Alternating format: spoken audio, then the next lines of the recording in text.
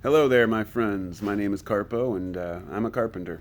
No relation between the names. In fact, I chose Carpo long before I was a carpenter as a nickname, but that's another story altogether.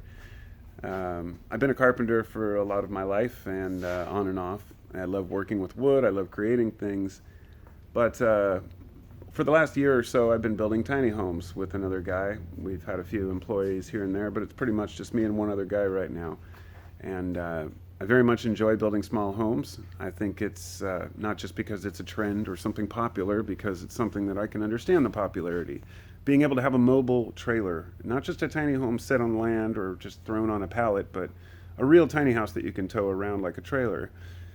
The number one question I get asked about this is, how much does it cost to build a tiny home? And I thought I would answer that question here. First off, asking how much it costs to build a tiny house is akin to asking how much it costs to buy a car or even a bottle of beer. There are dollar beers and there are $40 boutique beers. There are cars that you can get for 15 grand or a used car for even less, and then you could spend $1 million and get a Bugatti or something. Whatever's expensive. At any rate, these particular homes we build, as you can see behind me, we have this model which we just finished. This is a 24-footer, and this can vary quite a bit in price itself, but depending on what's needed or what's desired in it, it could be, I would say, anywhere between 50 to 90 grand. I mean, if you're putting all marble and super custom fixtures in there, it's going to add a lot. And one of the biggest things that add on are appliances and finishes, final coats. Is it paint grade? Is it stain grade? The one we're building right now is not our design. It's actually called the Ohm Home. And it's a tiny home design, which this is, I think, a 28-foot trailer, triple axle. And we have a loft on either side and then the central open area. And it's all sheeted. The roof is on.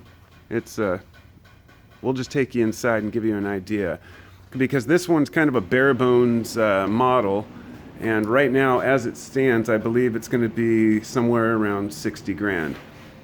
And as you can see, we use 2x4 walls. If you go look at an old RV or something, they might have 2x2 walls, or even worse if you see some of the really old crappy ones. So what we have in here is, and what adds to some of the cost, is the fact that we have these exposed beams, which are going to be all, we just only have one coat of finish on there right now, and I have to sand it with 320. Then we have this tongue and groove, and this is all going to be exposed. And then there's going to be a wall here. But anyhow, today I was cutting in this plywood to fit over all the plumbing and everything.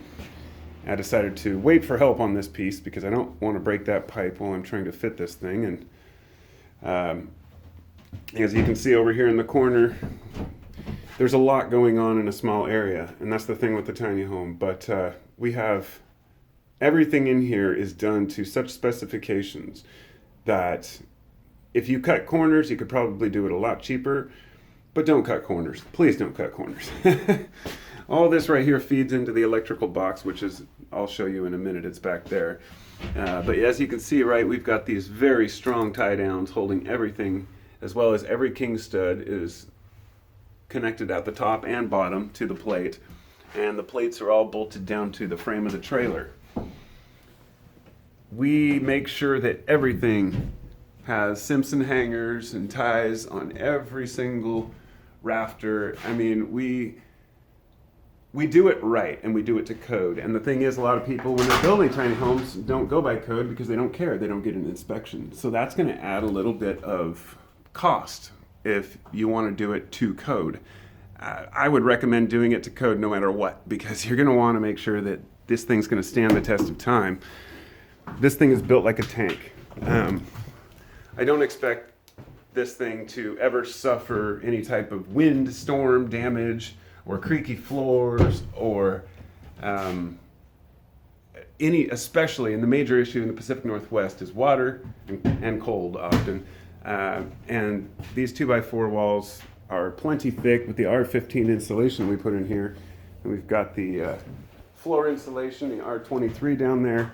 It's heavy duty stuff. And underneath that insulation, if I can show you here, We also have a pink rigid insulation, which is an inch thick, and underneath that is the pan of the trailer. And I'm showing you this to make the point that this trailer is designed specifically for tiny homes. If you want to build it on just a platform or somewhere outside, that's going to be totally different if you put down some concrete pads than if you actually spend like $4,000 or $5,000 on a trailer. Some people say I wouldn't even spend $4,000 or $5,000 on a tiny house. Understandable, but as you can see down here, it's got a very nice, strong, hitch on there and tongue. Of course, the benefit to these trailers is they all have 4 jacks that are built into the trailer, so that helps you to stabilize it. When you get to where you're going, you just lock these jacks down onto your pad, and you have permanent stabilizers, which are welded on. All this, of course, can be done cheaper, but we don't do it cheap. I guess I'm just showing you the best way I've found. Now, this isn't attached right now. It's actually a little cover box that I'm building right now out of cedar. It's just kind of a wind break and rain break to protect the electrical panel. Electrical panel has to be outside, apparently, and yeah. Let me see if I can get this thing back up here. There we go. No editing. All right, so that's about all that I wanted to go through and just give you a basic idea of this particular model. Would probably be around 50 grand, which in today's world really isn't that much when you consider, 50 or 60 grand, it just can't buy you a house.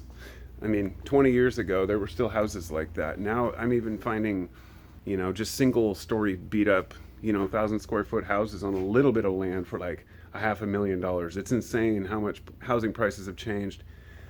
So when we weigh the value of a tiny home, or we weigh the cost, we have to also include the inflation of everything else on the market, including lumber, because going out and buying the lumber is going to add up quite fast these days. This model behind me that we worked on, as I mentioned, we just finished this one for a client, and we actually it was changed up a little bit, but all of the cedar siding was milled from the property, and he brought it to us. It was a like 9.5 inch cedar lap siding that he had milled from a tree on the property where the tiny house was going. And so when we put it on, it was pretty wet, but it was nice to be able to work with nice, clean, clear material that really came from the place that it was used at. And that's another option to consider. If you have land that you're moving to, try to utilize some of the materials on the land. It sometimes can be cheaper to mill your own boards out of your own trees if you have that option. But a lot of people don't have that option. I sure don't. So I guess I haven't really given you much more to go by except that they vary in price. But if you want to build a small tiny home, say, half this size for 1 or 2 people and kind of cramp it in there, 100 square feet, couple hundred square feet, you can do it for, let's say, 5 to 8 grand maybe, with just basic appliances. But once you start adding things like a fridge and stove and cabinets and everything else that's included, it really adds up quick. You can put on T111 siding, which is just sheeting. It's a hell of a lot cheaper than buying fancy wood. You can use OSB instead of plywood. There are a lot of things you can do to cut corners, and sometimes it's okay to do that. I'm not saying you have to use all the best materials, but I definitely do recommend 2x4 walls at the very least to make sure that it's properly insulated against the elements, because a tiny home can heat up very fast, but it can also get very cold very fast. So feel free to ask any questions, and I'd be more than happy to answer them, because I like informing people, because I've been informed by others, and I like to share my opinions on things and ideas and things I've discovered. Likewise, I've learned from others. Be well. Thanks for watching, and I better get back to work. Adios.